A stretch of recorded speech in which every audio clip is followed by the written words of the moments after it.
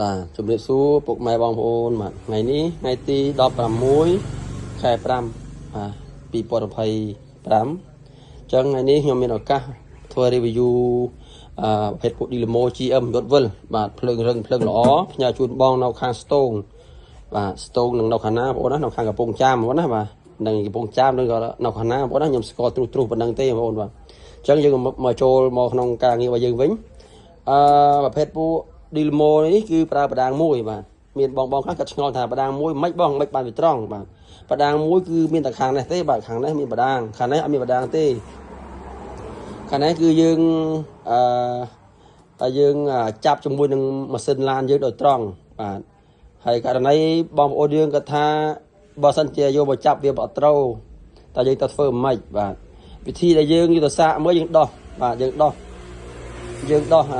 ប្រឡង6គ្រាប់ដូចចេញមកយើងយកទៅចាប់សាក់មួយនឹងម៉ាស៊ីនឡានយើងបើចាប់មិនត្រូវបរុនចាស់របស់គេទេ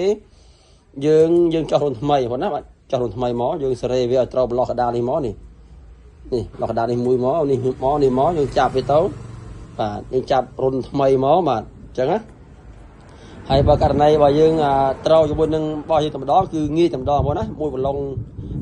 មកបាទប្រឡងវា10លីមកក៏ជាប់ដែរបាទ12លីក៏បានដែរបាទណាបងប្អូនអញ្ចឹងសេរីនេះគឺល្អខ្លាំងបាទ GM យត់វិលបាទភ្លើងរឹងភ្លើងខ្លាំងបាទទីនេះបងប្អូនណាមកឆ្ងាញ់មកអេមគឺលំដាប់ ISO បងប្អូនណាបាទបងប្អូនមើលខាងនេះណាមើលខាងនេះបងប្អូនមើល